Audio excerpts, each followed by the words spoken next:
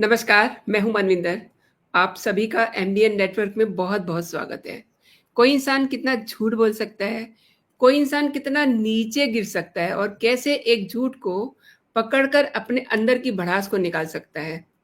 आप कन्फ्यूज़ हो गए होंगे तो मैं आपको बता दूँ कि कुछ लोग ऑपरेशन सिंदूर को लेकर के फेक खबर चला रहे हैं और कुछ उसी फेक न्यूज़ पर बयानबाज़ी कर रहे हैं। अब ममता बनर्जी, पश्चिम बंगाल की मुख्यमंत्री, इतनी नादान भी नहीं है कि वो ऑपरेशन सिंदूर, इसका क्या महत्व है, सेना ने इसमें क्या भूमिका निभाई, किस तरीके से अपना शौर्य का प्रदर्शन किया और किस तरीके से पहलगाम की घटना का बदला लिया और बदला ही नहीं लिया, पाकिस्तान में 9 स्थानों पर उनके जहाँ पे आतंकवादी ठिकाने थे, वहाँ पर एक्यूरेट निशाने लगाए, उनको नेस्तनाबूद किया। ये सब इतनी नादान नहीं है ममता बनर्जी जो समझ ना सके। लेकिन क्योंकि प्रधानमंत्री नरेंद्र मोदी बंगाल में हो रहे भ्रष्टाचारों का खुलासा करते हैं, ममता दीदी को आईना दिखाते हैं, तो जाहिर सी बात है कि ममता दीदी ने जो किया तो वो तो उन्हें करना ही था। मेरे साथ जुड़ चुकी हैं लखनऊ से नंदिता मिश्रा जी। नंदिता जी, बहुत बहुत स्वागत है आपका शो में। नमस्कार। नमस्कार मनविंदर जी, आपको और आपके सभी दर्शकों को जय श्री राम, वंदे मातरम और मेरा बहुत बहुत प्रणाम। नंदिता जी, ये ममता बनर्जी को क्या हो गया है? सेना ने जिस तरीके से अपना शौर्य दिखाया है, पराक्रम दिखाया है, इनसे क्या सहन नहीं हो रहा? आगे नहीं। बढ़ने से पहले मैं आपको एक खबर दिखाती हूँ हाँ। और उसके बाद मैं आपको मालवीय जी का, अमित मालवीय जी का ट्वीट दिखाऊंगी कि उन्होंने क्या कहा है। सबसे पहले हम ये खबर देखते हैं, जिससे सारी जो हम बताने जा रहे हैं वो शुरुआत होती है। ये एक खबर है। देखिए, इस पे मैं बताऊंगी मनविंदर जी, मैंने हम्म। आप ही के प्रोग्राम में एक बार बोला था कि मेरे को जो मेन स्ट्रीम मीडिया उससे बहुत ज्यादा प्रॉब्लम होती है, क्योंकि इतना ज्यादा अपनी टीआरपी बढ़ाने के लिए अगर वो विजुअल वाला होता है और अगर प्रिंट मीडिया होती है तो वो अपने नंबर ऑफ पेपर्स कितने बिकने चाहिए उसको बेचने के लिए वो क्या से क्या खबर अपनी बोल देते हैं। अब इसमें देखिए जो खबर है कितनी फेक न्यूज है। ये भास्कर न्यूज़पेपर है। भास्कर न्यूज़पेपर ने जिस तरीके की खबर छापी है जो कि बाद में फेक है, ये पता लग गया था, ये सर्टिफाइड हो गया कि ये fake, this is a fake news. और उसके ऊपर जो है रिएक्शन आया था अमित मालविया का।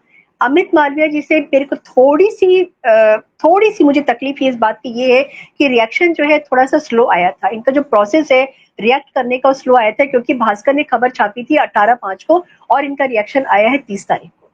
मेरे को इससे शिकायत है, लेकिन उससे पहले हम भास्कर की न्यूज पर आते हैं। मनविंदर जी, भास्कर की न्यूज आप दिखाइए। भास्कर की ने जो खबर छापी थी उसमें जो उन्होंने बोला है कि 9 जून से 1 महीने तक एक अभियान भाजपा चलाने जा रही है जिसपे घर-घर सिंदूर जाकर के बाँटा जाएगा। और ये क्यों किया जाएगा? क्यों? क्योंकि नरेंद्र मोदी जी का 3 साल पूरा हो रहा है, तो उसकी खुशी में, मतलब ऑपरेशन सिंदूर जो है वो किस तकलीफ के साथ में, किस चीज के लिए हुआ है, उसको ये जोड़ रहे हैं सेलिब्रेशन के साथ में। सबसे पहला तो इनका दिमाग यहाँ पे आकर के, जिसको मैं कहती हूँ कि मंद बुद्धि यहाँ पे हो जाते हैं। दूसरा वो ये कहते हैं कि जितने भी लोकसभा के सांसद हैं वो डेली डेली जो है 15 से 20 किलोमीटर चलेंगे सिंदूर बांटने के लिए। और जो मिनिस्टर है, मंत्री है, वो ट्वाइस अ वीक, हफ्ते में 2 बार चलेंगे, 20-25 किलोमीटर चलेंगे सिंदूर बांटने के लिए, पद यात्रा करेंगे। ये जो है इतनी बचकानी चीज है, इतनी बचकानी हरकत वाली इन्होंने बात किया है। और उसके बाद में कहते हैं कि पूरा 1 महीना चलेगा, और साथ में ये भी कहते हैं कि किसी वरिष्ठ नेता ने बताया है। ये जो है भाजपा इसलिए जानी जाती है कि एक भी सूत्र नहीं है भाजपा में।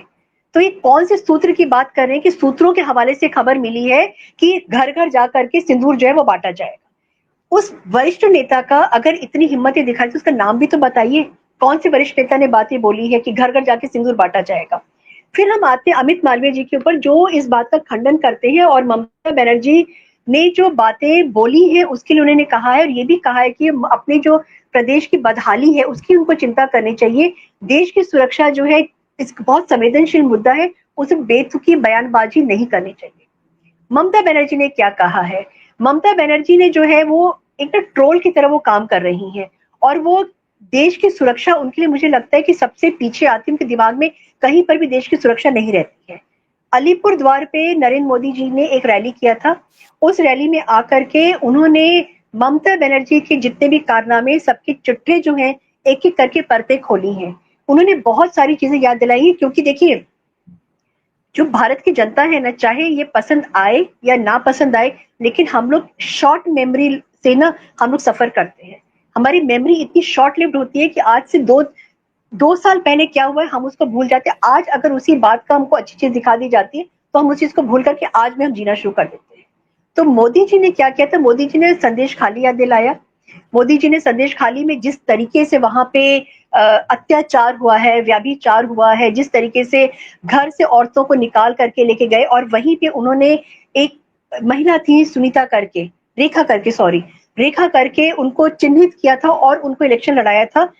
हालांकि वो इलेक्शन हार गई थी, जो कि उनको हारना बिल्कुल जरूरी मतलब बनता था वहां पे, क्योंकि वो जीत नहीं सकती थी जिस तरीके का माहौल वहां पे है।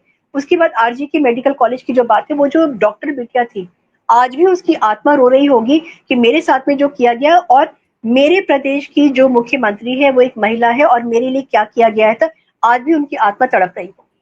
मुर्शिदाबाद में क्या हुआ है, मालदा में क्या हुआ है, चुन चुन के जो हुआ है। बात यहाँ पे आती है सिंदूर की। ममता बनर्जी की जो राइटर होगा या जो उनकी स्पीच लिखता होगा, उसने पहला एक वर्ड यूज किया था, खेला होबे। और आज जो है इन्होंने इस्तेमाल किया राजनीतिक सिंदूर। मतलब सिंदूर जो हमारी आस्था है, हमारा विश्वास है, क्योंकि एक महिला जो है वो हमारे हिंदुस्तान में जो शादी होती है तो वो एक हस्बैंड वाइफ के बीच में नहीं होती है। We do not belong to western culture. हमारे यहाँ पे दो परिवारों का मिलन होता है, दो परिवार एक होते हैं और वो एक्सटेंडेड फैमिली होती है। और वहां पे सिंदूर जो है वो एक ऐसा रोल प्ले करता है जो दो परिवारों को बांधता है। उसके लिए ममता बनर्जी ने वर्ड यूज किया राजनीतिक। इसका मतलब कि उनकी समझ ही नहीं है।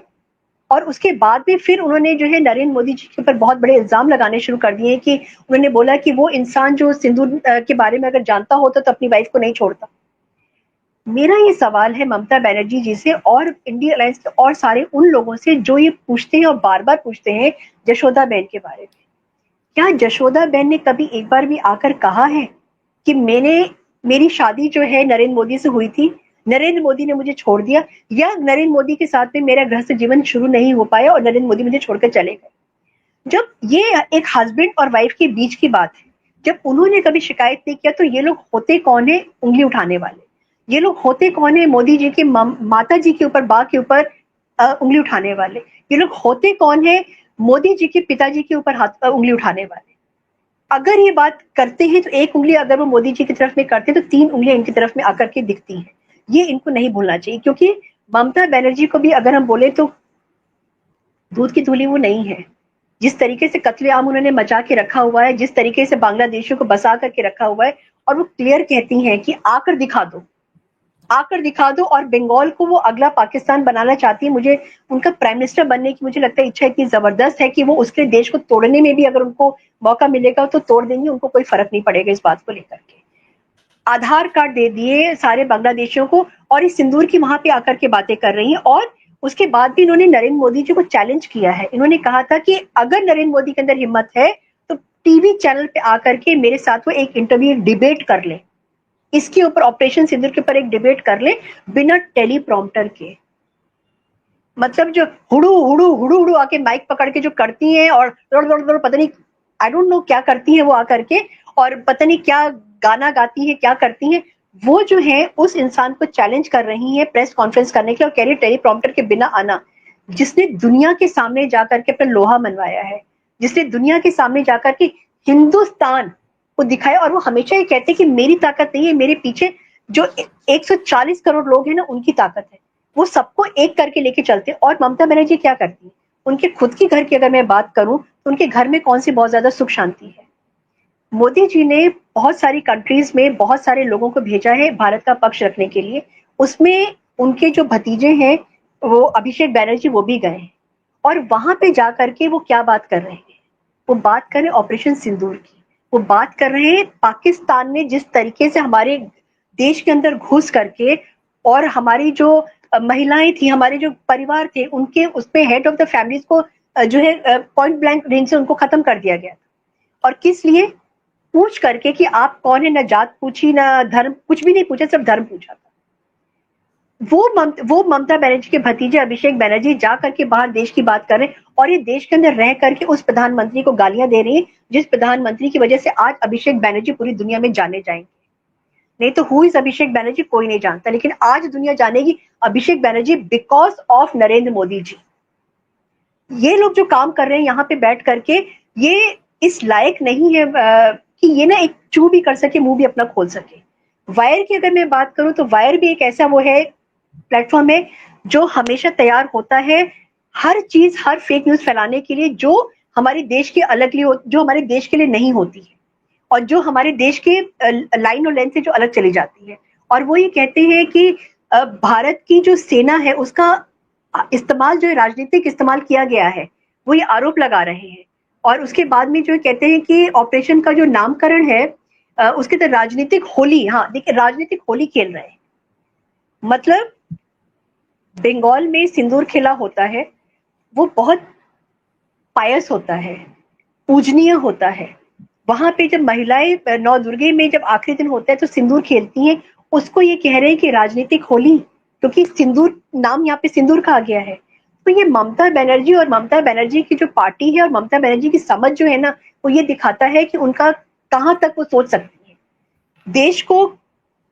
मतलब मोदी जी से नफरत करते करते देश जो है, अगर वो नफरत करने लगती है, देश से उनको कोई मतलब नहीं रहता, तो ये कोई बहुत बड़ी बात नहीं है। और इंडिया अलायंस में अगर आप देखें तो उनके जो दत्तक पुत्री में एक तरीके से बोलूंगी, जिसको उन्होंने अडॉप्ट करके रखा था राहुल गांधी को, राहुल गांधी कोई मौका नहीं छोड़ते हैं ये सब कुछ भी मतलब नरेंद्र मोदी जी का जैसे बोलने के लिए, खलबली इतनी ज्यादा है। जी मनविंदर जी। इसके अलावा आपने बात की ममता दीदी की, और रागिनी नायक ने क्या करा, उन्होंने भी प्रेस कॉन्फ्रेंस की, और उनका मैं आपको ट्वीट दिखाती हूँ जो कांग्रेस के हैंडल से आता है। उसमें वो क्या कह रही हैं, जरा उसको भी दर्शकों को बता दिया जाए। सिंदूर का स्वरूप और उसका रंग भारत के अलग अलग प्रांतों में अलग अलग हो सकता है, लेकिन एक भारतीय सनातनी विवाहित महिला के लिए सिंदूर का क्या महत्व है, इसकी क्या पहचान है, मैं बीजेपी और संघ के लोगों को समझाना चाहती हूँ, क्योंकि मुझे लगता है कि इन लोगों को सिंदूर का महत्व नहीं समझ आता। मतलब ये किसे समझा रही हैं, मेरी तो समझ से परे है।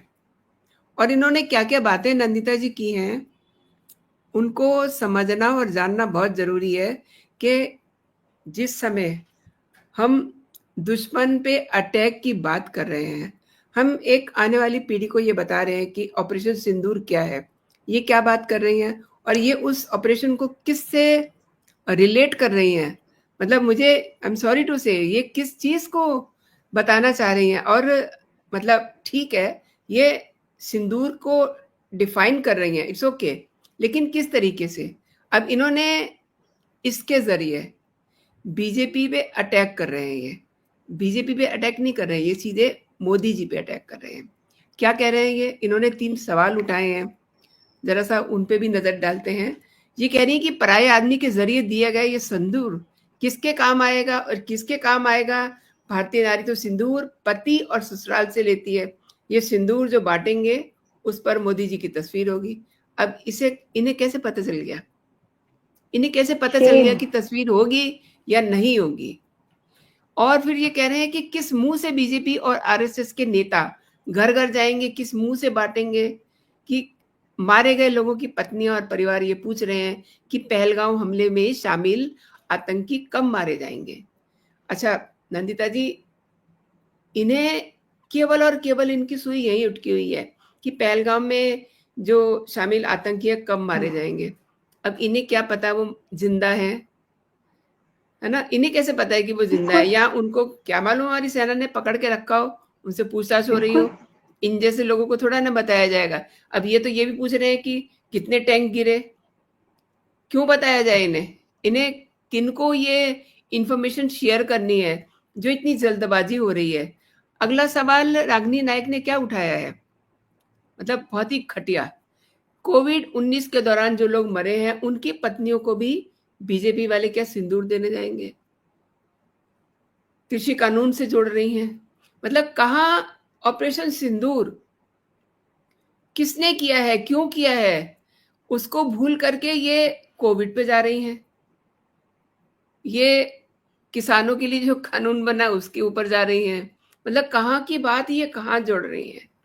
आप ही बताइए, आप क्या कहती हैं इनकी बुद्धि पर? वैसे इन्होंने कई सवाल भी पूछे हैं, उन सवालों को तो रहने ही दीजिए। जी। मैं रागिनी नायक के लिए बस इतना बोलना चाहूंगी मनविंदर जी कि ये कांग्रेस पार्टी का वो हिस्सा है जो कांग्रेस पार्टी इस्तेमाल करती है अपने ही गड्ढे खोदने के लिए, क्योंकि जिस तरीके से इन्होंने ट्वीट अपना किया है, जिस तरीके की बातें इन्होंने कही हैं, वो बहुत ही ज्यादा शर्मनाक है। सिंदूर, ऑपरेशन सिंदूर जो हुआ है वो एक, आप ये सोचिए कि उन 26 लोगों की जिनकी जान गई, उन परिवारों के लिए किया गया है। उन परिवारों को, उनके लिए जो है हमारा देश का प्रधानमंत्री अगर खड़ा होता है और दुश्मन देश के को जा करके, हमारे 26 लोग खत्म हुए ना, और उन्होंने जाके हमारे देश ने जो हमारी सेना ने जाके उनके 100 आतंकवादी मारे हैं। इस चीज को नहीं बोलेंगी वो कभी भी इस बात को लेकर के। और रागिनी नायक कौन है मनविंदर जी? ये वो है जो, जिनके बारे में मैंने पढ़ा है और सब लोग जानते हैं कि राहुल गांधी के साथ में अगर किसी को फोटो खिंचानी है तो ये उससे 10,000 रुपए लेती है कि मुझे 10,000 रुपए दो तो मैं राहुल गांधी के बगल में खड़े होकर फोटो खिंचवा दूंगी। ये वो रागिनी नायक है। और ये कह रही है कि डिब्बी पे जो है मोदी जी की जो है फोटो रहेगी। इनको कहते हुए शर्म नहीं आ रही? ये एक तरीके से अगर देखा जाए तो ये मोदी जी का कैरेक्टर असैसिनेशन कर रही हैं।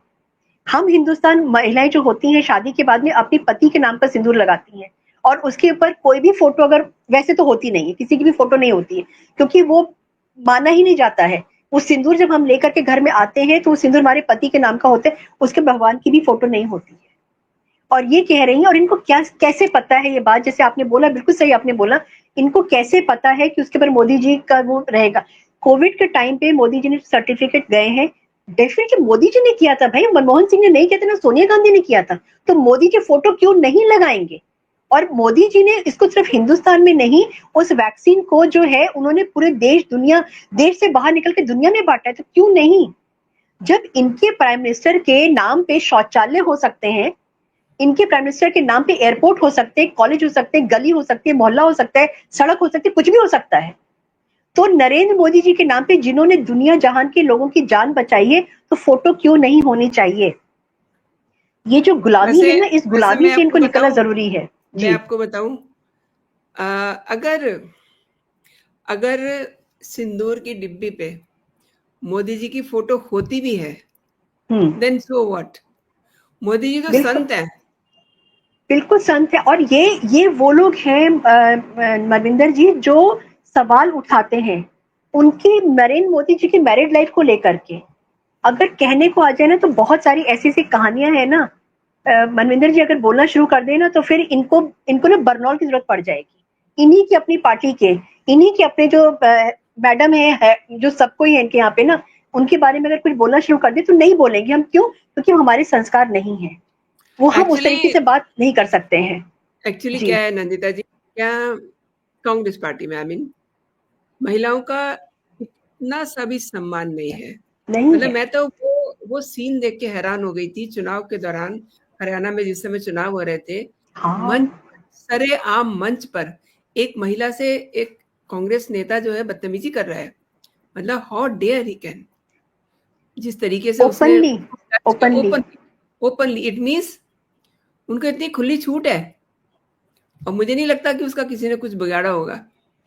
मनविंदर जी, वो तो जो कार्यकर्ता, वो छोटी कार्यकर्ता थी। आपको अगर आपको याद होगा तो प्रियंका चतुर्वेदी जो कांग्रेस छोड़ के गई थी, उन्होंने भी यही इल्जाम लगाया था। उन्होंने राहुल गांधी से शिकायत किया था, लेकिन राहुल गांधी ने कोई एक्शन नहीं लिया। दैट मीन्स उसके उनकी बाद पार्टी के उसके लोगों बाद को लंबी खुली छूट पार्टी, है। लंबी लाइन है उसके बाद, तो आप और नाम लीजिए, हाँ, आपको याद आ जाएंगे। बिल्कुल सारे के सारे। तो वही मैं कहती हूँ कि जिनके खुद के घर शीशे के होते हैं ना, उनको दूसरे के घर में पत्थर नहीं मारना चाहिए। और नरेंद्र मोदी जी, जैसे आपने कहा था, वो साधु संत महात्मा है, वो साधु संत महात्मा हैं। जशोदा बहन ने आज तक शिकायत नहीं की, उन्होंने एक सवाल नहीं पूछा है, उन्होंने कभी कुछ नहीं कहा है। तो आप होते कौन हो? आपके बारे में जब पूछा जाता है तो आपको बहुत तकलीफ हो जाती है। आप सीधे ट्विटर पे आते हो और आकर के आप भद्दी भद्दी गालियां देना शुरू कर देते हो। एक वो गाली वाली आंटी है, गाली वाली आंटी को तो मुझे लगता है कि उनकी डिक्शनरी में गालियों के अलावा कोई और है, कुछ और है ही नहीं। और उन्हीं के नक्शे कदम पे रागिनी मैडम चल रही है, जिन्होंने एक इलेक्शन, अभी उनकी जमानत जब्त हो गई थी दिल्ली में। क्या बात करती हैं ये? और ये सब ना गड्ढे खोदने वाले। और एक चीज मैं और बोलूंगी, ये लोग ना मोदी जी को समझते नहीं है। हम हर बार ये बात कहते हैं कि मोदी जी को समझना जो है ना बहुत मुश्किल है। मोदी जी अपने आप को समझते हैं। इन लोगों को 9 जून तक रुक जाना चाहिए था। ममता बनर्जी को भी रुक जाना चाहिए था, रागिनी नायक को भी रुक जाना चाहिए था। 9 जून तक रुक के देखते तो जो खबर भास्कर ने फैलाई है, जो खबर भास्कर ने दिया है, वरिष्ठ नेता के थ्रू उनको सूत्रों से पता लगा है, रुक जाते, देखते तो ऐसा कुछ है। और उससे पहले लोगों ने क्या कर दिया, करके अपने पैर पे कुल्हाड़ी मार दी। ट्रोलिंग देखिए क्या जबरदस्त हो रही है दीदी की भी और इन बहन जी की भी। तो ये लोग तो अपनी उसमें दिखाने में पीछे नहीं हट रहे हैं कहीं पर भी, और ये चीज इन्हीं के ऊपर बैकफायर कर रही है। जी मनविंदर जी। बिल्कुल सही कहा आपने नंदिता जी। आपने मेरे दर्शकों को कई महत्वपूर्ण विषयों पे जानकारी दी है और मेरे शो के लिए आपने समय निकाला, मेरे लिए समय निकाला। आपका बहुत-बहुत धन्यवाद। और जो दर्शक हमको देख रहे हैं उनसे भी मेरा आग्रह है कि आपको अगर हमारी चर्चा पसंद आई है तो आप लाइक करने में, कमेंट करने में बिल्कुल भी कंजूसी मत कीजिएगा, क्योंकि आपके लाइक, आपके कमेंट हमारे लिए बहुत ही मायने रखते हैं। तो अभी के लिए इतना ही। जय हिंद, जय भारत। जय हिंद, जय भारत।